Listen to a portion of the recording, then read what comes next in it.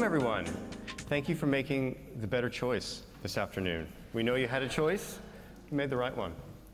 Ben and I are going to take you through a pretty cool talk, we think. And it's called Simplifying the Complex, the quest of the website redesign. And along this journey, we're going to tell you about some good decisions that people made and some not so good decisions. And we're going to tell you about how we found our way to a space that essentially had the best outcome, I think, of both worlds. But first, introductions. I'm Evan. I run a company called Drumline Digital. Drumline Digital guides you and your customers through moments that matter. And the way we do that is through experimentation. And we use behavioral analytics and user experience design to craft better experiences for your customers. And aside from P&O, here's some other of our brands that we work with. But Ben, please introduce yourself. Ahoy. Feel like I can say that. My name's Ben Fettes. I look after the direct customer experience channel, which is effectively marketing, our website, our call center, as well as the usage of marketing technology. I work for P&O, so I'm allowed to say nautical terms and nautical puns, so get yourself ready. However, P&O itself is a brand that's got deep heritage within Australia. So 90 years worth of heritage. My great-grandmother actually migrated to Australia on the SS Ballarat, which is a P&O cruise back in the day. And so I feel quite honoured and blessed to be representing not only our team, but all the teams that we have on board. We sailed to over 51 different destinations, and obviously there's a lot of terrible things happening within the ecosystem at the moment, such as Namibia, and we do wish the community all the best over there. We, however, have just come out of this thing, COVID. Right? Now, I know it's been over for a while, but it hasn't been over for us. So last year we were allowed to start cruising again, and that created a little bit of an opportunity. Throughout COVID, a lot of the mum and dad shops started to close down because they had to, right? So Ben's travel agent, all of a sudden, who specialised in cruises for 20 years, had to close down. They didn't have business, they couldn't survive, they couldn't do it. And so what happened is a shift, and all this traffic started coming to direct. They started buying in the call centre. They started to go onto the website. And so that created a massive opportunity for us. One around how do we enhance the customer experience, because historically we had a large volume going through the trade agents. And so our challenge is quite unique. We're a 90-year-old company with a deep maritime history and operations, and we have one of the most complex products to sell. And I say that after working with a lot of different partners and industries over my years. So I want to take you through that complexity. First nautical pun. So this is the CX value chain, right? So if you think about it, when you talk about the customer experience, especially within the travel, we start up here. We've got search. People need to find what they're looking for. They then need to go and book it. Then there's the experience of traveling, getting from point A to point B, and then you have the best time of your life. You'll eat a lot, hopefully. You'll have amazing experiences, you'll enjoy it, and you'll sleep. And then the worst moment happens, which is when you need to go back to where you came from, and then you'll wrap up, right? And wrap up's pretty critical. It's when you will go and lie on your insurance documents and get that money back for that camera you never had. Someone does it. Or it will be the things like you're missing bags, or things like that, all right? And so if you look at that, and then you look at the industry, different providers fulfill certain areas within it. When I say Qantas, you don't think hotels. They do sell hotels, but you think planes, the point A to point B. I say Expedia, go, oh, it's the place I'll go to search and book and get everything I absolutely need. If I say Hilton, you'll start to think about sleeping, experiencing, all you can eat. And that's the ecosystem, right? But for us, it's a wee bit different. We do this. And the gravity of this did not hit me until I started working at P&O. We have a website, we have a call center, we help sell through trade, and we have amazing trade and travel partners. We facilitate the action of getting you from port to port. Sometimes port, do a U-turn, come back. They're themed cruises, by the way. You have a place to sleep.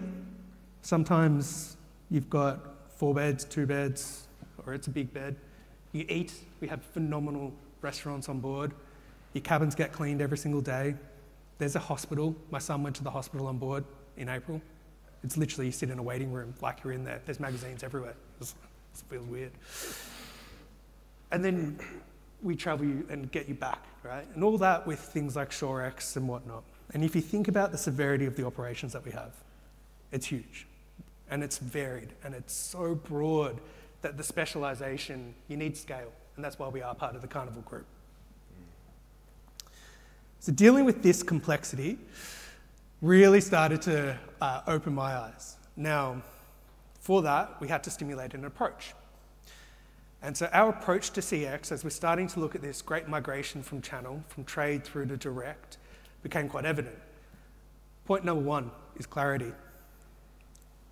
You sit around the leadership table and all of a sudden you're hearing things like, how many births is that? I'm like, is our hospital actually delivering babies? They're like, no, Ben, that's a bed. I'm like, why don't you just say it's a bed? Like, it's spelled differently, it's B-E-R. I'm like, it's still a bed, right? Just call it a bed. Or my favorite one, which was a scupper. Has anyone in here heard of a scupper? Nah, didn't think so.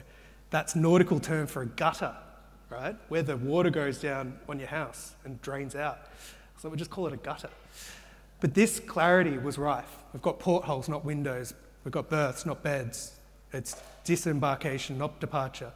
And so all these nautical terms are things that we need to go and educate the market on from a customer experience front in a world where cruising in Australia is still quite niche, and it is still quite a small but growing industry. And then we had choice. Now imagine what I just said there. Imagine you go onto the website and you're reading about this 4-berth room, and you're just still trying to figure out what that means, versus trade. Oh, you want to go to a Pacific Island tour? Okay, that's great. How many of you are going? 4? I've got a room with 4, don't worry about it. So much easier.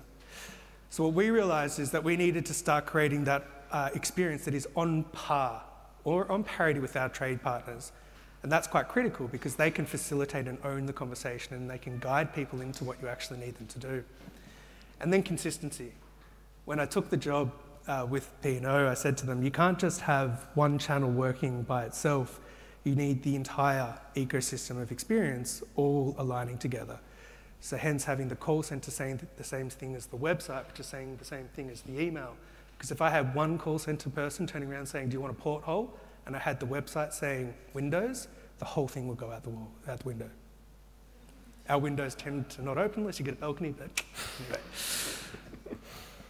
Now we had to do that with our partners Drumline through experimentation, because as you can imagine, not only do we have 90 years of great heritage and maritime operations, that I had to go and change the opinions of the people at the table and people within the company, but we had to do it in a way that we knew it was driving good commercial growth, because at the end of the day, we are a business and that's what we're meant to do. Cool, thank you. A hugely complex organization and a lot to unpack, which is why an iterative approach made the most sense when we're making lots of experience changes. But we're going to pause for a second there because experimentation is the method that we're using, but also, critically, experimentation is not easy to do. And it's not easy to do because people don't want to do it, right? Sometimes you do, and this is when you do. You want to run experiments when it's exploratory. We're trying to find something specific. We want to run experiments when we're invested in only the best outcome. We don't really have a dog in the fight. Or when we say to ourselves, we want to be guided by our customers. We want to be guided by data. Sometimes that's a lie that we tell ourselves, but when we say to ourselves, we run experiments. But there's a lot of times we don't. We don't run experiments when a project just has to work. If it's already fallen down twice before and it has to work this time, nobody's running a test. Or if you've got a strategic imperative, no one's running a test on that. That's part of our business. That's the decision that's been made. We're just doing it. And lastly, if you're doing everything by best practices, especially if it's given to you by experts, we don't need to run a test. It's the best practices. So this is something that's important to keep in mind because we're going to pivot now from talking about CX in a generalized context to specifically talking about CX on a website. And how many of you have redesigned your site in the last 2 years? A few people are willing to admit it. Thank you, all of you, who have actually done it in the last 2 years. Well, I'd love to share something with you. Website redesigns have a really bad history. And hopefully, this wasn't your story. Does anyone remember dig.com? Yeah, some of us are old enough to remember it. They're not around anymore. And there was a lot of things that contributed to their downfall, but one was they launched a website redesign, and they took a 34% hit in traffic in the UK and a 24% hit in traffic in the US. Now, originally when we were discussing this, I actually had this slide filled with logos of people, and Ben very appropriately advised me, don't put a bunch of logos of people's failures up here, because they're just going to feel bad about it. So just trust that there's a lot behind this as well, beyond just Dig's horror story. The point is that redesigning a site, a lot goes into it, and you're gambling with that. You don't always know what's going to happen. So I'd love to ask a question. What if you just did everything right? What if you did everything right the first time? I would have won the 150 million the other week. Absolutely, and we would have been building this site with that. So why did P&O look at a site redesign in the first place, Ben? You go back to what we needed to do, right, is we used to be like no place on earth, and that was our tagline, that's who we were. And we shifted that when we realized that coming out of COVID, we needed a new identity, and we became P&O, bringing us all together. And so with that, not only did we start to reshape, reform, reposition the brand, but we also went down to what is effectively front of house, what is the shop, what is the window, the thing you always look at the most. And so that triggered the need to go and start to update the website, and underpinning that though from a larger level from the president down at the time was our entire digital ecosystem needs to be uplifted, because we cannot support our guests how we have been in the past with what we need in the future, because the sheer size is different. And I just want to kind of quantify that a little bit. So if you think about what happens if you've never cruised before, I'll try to paint a picture. You make a booking, you're in a new world. Unless you've cruised before, then you get it, you know how to play it, and you know how to work it. You don't know what's happening. Our call center gets, on average, 2.3 calls per passenger we have. It's huge. That's absolutely insane. It's 2.3 calls per pax. If you kind of quantify that out with the amount of passengers we have every year, it's a lot, right? It's an abnormal amount of calls that you get. And so when you look at the volumes that come in, 60, 70% of those are sitting on service. 60 to 70% of the people don't understand what is happening enough to pick up the phone, not once, 2.3 times. And so for us, we had to look at our digital ecosystem, our website, and again, clarity, drive that clarity, because every single phone call that is picked up costs me money, not me personally, but costs the corporation money. And so we had to minimize that cost whilst increasing our customer experience and delivering it through the website. Not a tiny job, not a tiny job. No, not a tiny job at all. But Shiraz in my team has done a fantastic job with it. And this story began as we were coming to know P&O, and the site redesign process went for quite a while. There's others that have taken a lot longer, but the one that we experienced was over a period of about 6 months. As Ben said, it was from the president down, so there was massive buy-in at the C-suite level. Everyone was behind this and rallying behind it. They brought in experts, lots of different experts, to run a bunch of user research and user testing on the current site, to redesign the UI based on best practices, to re-platform a lot of the technology to make it more performant and effective and usable by the teams inside. So it was a really, really big deal, more than just a redesign. Importantly, we were the buzzkills in the room. And because there was so much inertia, is the word I'm looking for, to just get this new site live, we said, what if we just ran one test? What if we just ran a test? Because we're going to be investing a lot in these properties over a long time. What if we just have a look at the booking flow, for example, and make sure that this is going to be ticking all the boxes that we want? And so this is thinking of experimentation as a guardrail. It's a risk mitigation measure rather than an exploratory one. We wanted to hit all these CX principles, and we wanted to make money doing it. So here's a rough idea. On the left-hand side is the old booking flow. This is a mobile screenshot. It essentially was one incredibly long page. So as you click into say how many people are traveling, it will auto-scroll you down, and then you select your room and it would auto-scroll you down, et cetera, et cetera. It was updated to this really slick mobile app style journey that you see on the right-hand side. It's kind of paginated, it allows exploration. There's a lot of features there that we're kind of expecting to see in the new version. Well, we're up here talking about this, so who wants to guess what the result's going to be? Can you give me a Roman emperor vibe? A lot of prescience in this room, I'll tell you what. We saw an 18% decrease in booking rate. Now, I don't need Ben to quantify that for us. That is huge. I can tell you. Yeah, so it's a lot. It's enough. It's enough, it's enough. It definitely warrants a second look. And so we took a second look, and we said, this is not something that we can put live. So how do we deconstruct it? And how do we take the things that are good about it and turn it into something that can be productively moved into long-term success? So as Ben rightly said, there's a lot of decisions that customers make. And even in the microcosm of booking a cruise online, there's a lot of decisions that you have to make in that journey. You're thinking about who am I traveling with, what are my needs, what kind of packages do I want? And we found that along that booking journey, there was a lot of unmet needs that we could articulate. And so we tried to simplify the one booking flow into jobs. And so what you see on the right-hand side is the ways that we broke out this broad booking flow test into its component parts. We ran a checkout-only test, thinking, well, if the old checkout worked and the new checkout's not, maybe we just go to the old one, right? Worked a little bit, didn't work great. So I said, okay, maybe it's not just the design. Let's think at the booking summary stage. Maybe people don't have enough information. They're not fully informed to commit and make the decision. So we revamped that. Again, we had some incremental improvements, some more engagement through the flow, but not enough to consider additional purchasing. We looked at the cruise details or the product page in cruising. We looked at the login gate, so whether you need to log in before getting to like checkout and payment or whether you can just get there and then log in later. But then lastly, after running a few of these experiments, we said, look, we did all this user research and user testing to redesign the site, but we haven't done any since. And so we did some user research, we did some user testing, and what we came up with off the back of that was some mobile-first designs. And we struck gold with that. And so we were able to use the inputs from the user research to get a 16% increase in booking rate with new mobile-first designs. Now, all this together, we were taking a lot of L's. We took an L with the big first launch. We took a few L's along the way with these tests. We didn't get all the results we wanted, but when we aggregated them together, we had a site.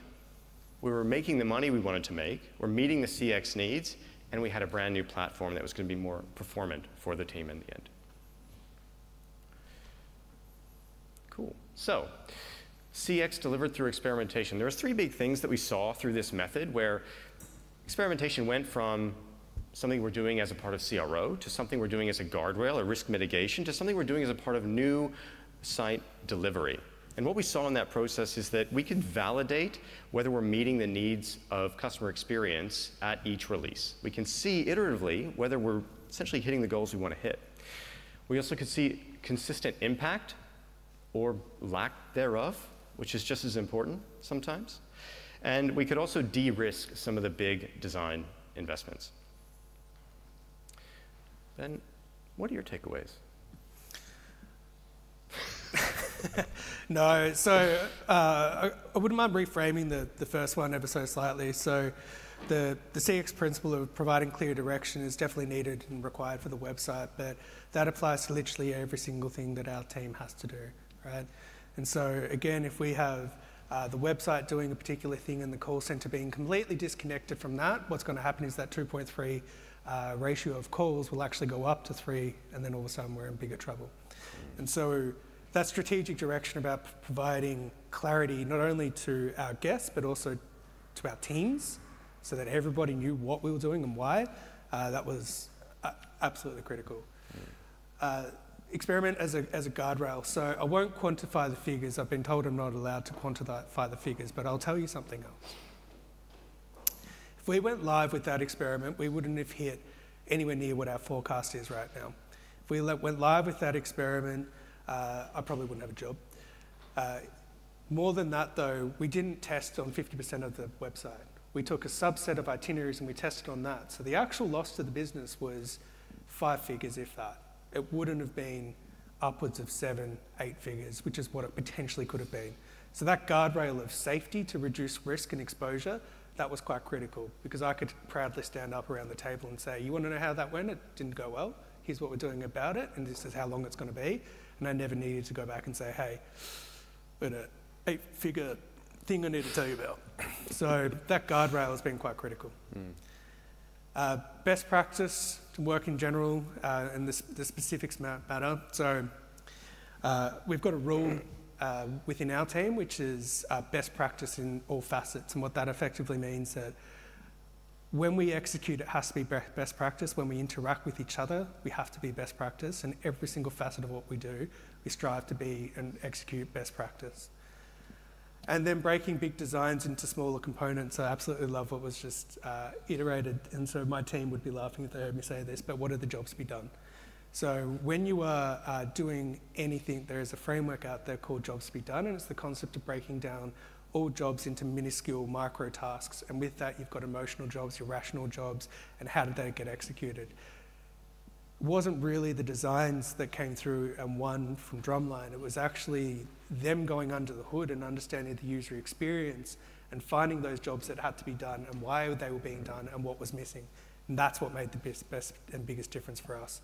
So without that breakdown and componentry that Drumline did, I actually don't think we would have got anywhere near we were. It probably would have been at a 0 flat, and then we make a call and we roll it out, but it wasn't. We ended up having an uplift. Cool. We're going to change the vibe. We're going to change the vibe now. I hope you all remember your Slido QR code, because that's why I scanned it earlier. That's right, bust them out, bust them out. We're going to turn into a bit of a Q&A, and I'd love to ask you a question, Ben. You said before that... No comment. No. You said that CX is important to be across every channel, every touch point. And we've seen experimentation in web. We were just talking about it. And there's some notable pros there. But how do you think about experimentation in the other channels where CX is just as paramount? We do it with everything. So I think, I don't know if you've noticed, and I tend to also pick myself up on it here and there, but I don't say customer, I don't say consumer, I say guest, because that's effectively who they are, right? They're a guest on our ship. So when we wanted to test some things in the call center, we brought that methodology and mentality through. And so we tweak scripts, we have a look at the reasons why people are calling, we start to implement those deflections on the site, and we continuously experiment, and we pull the pin quickly. I've tried my best to create a team where failure is appreciated and you're allowed to fail and try, and that's effectively why we've been successful in what we've been doing. I'm actually getting a phone call right now, so if you don't mind, I'll just... Good one, Greg. Follow up then, because we were just talking about how there is massive investment from the business at all levels, and that creates a lot of pressure to perform. It creates a lot of pressure to say, we've delivered the thing and it's worked perfectly well. I'm interested, how do you talk about de-risking or mitigating the risk of these big decisions? It's a good question. So the advice I wish I had years and years ago was to spend more time understanding the difference between CapEx and OpEx, and how CapEx effectively can have different levers that you can pull.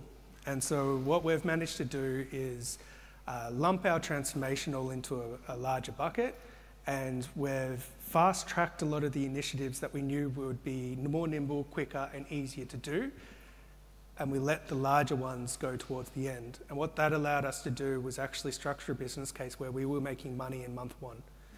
To the extent where we called a partner all in and everyone's like, I don't know how you guys have done this. But that investment is critical. And so I think if you look in the room and you really be honest with yourself, the expectations from a corporation on anybody is, if you are getting investment, you will make a return, and you'll make a return very fast. Unfortunately, within our world, digital, it doesn't always work like that.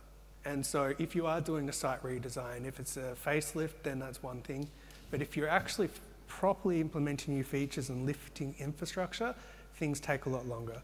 And so we were able to strategically shape that business case to allow us to unlock capital at particular different rounds, utilize our operational expenditure efficiently, to maximize any additional benefits, and that's how we've rolled it out. So CapEx, OpEx, go talk to your finance team or someone else's, because yours won't tell you. That works really well for all the people in this audience who are going to go build that business case for tomorrow, but what if you're sitting on a hot potato already? How do you best manage expectations for people when you're working on a project that has a lot of eyes on it?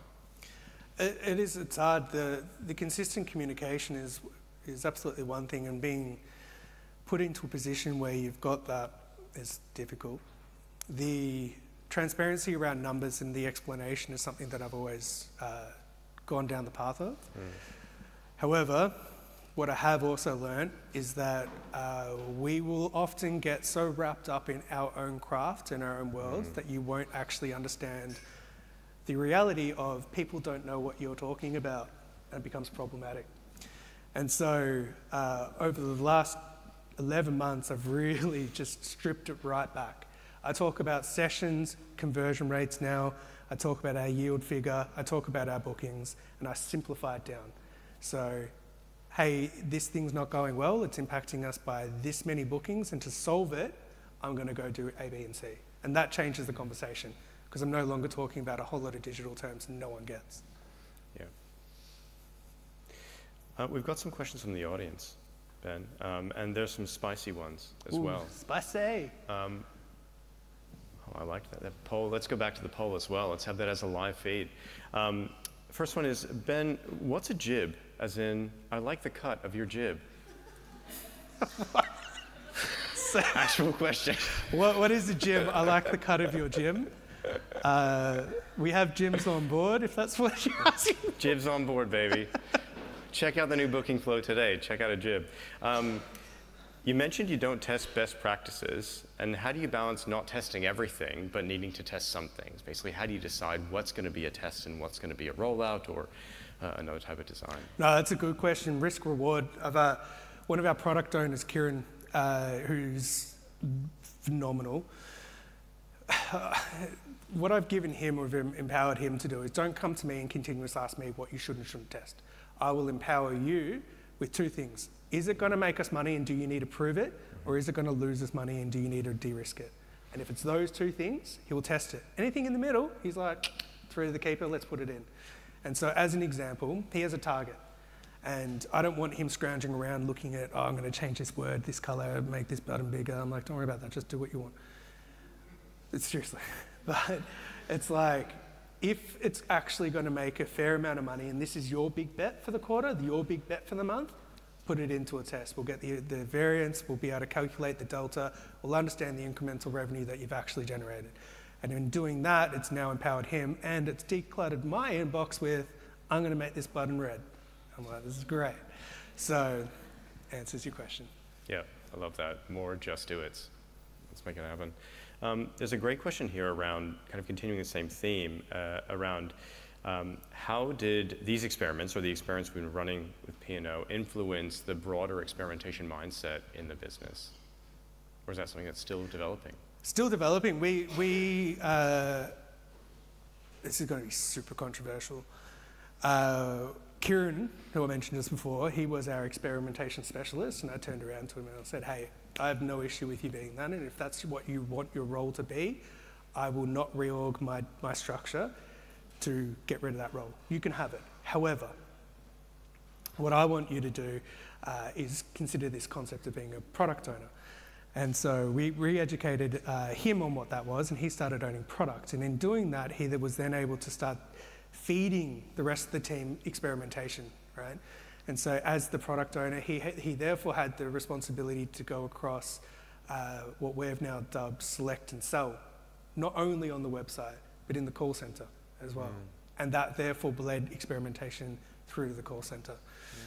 So it started with one person, but I had to this is recorded. I had to run Inception on him to try to make him want to go in that direction. But again, he's become arguably the best product owner I've ever seen. So I'm very proud of him. That's amazing. Basically hit our time, folks, but let's go to the board. Family Matters style, biggest takeaway from you fine folks is that experiment on your big design changes as a guardrail. I think that big red number scared people. What do you think? Yeah, it was bad. It's a big red number. Thank you so much, everyone.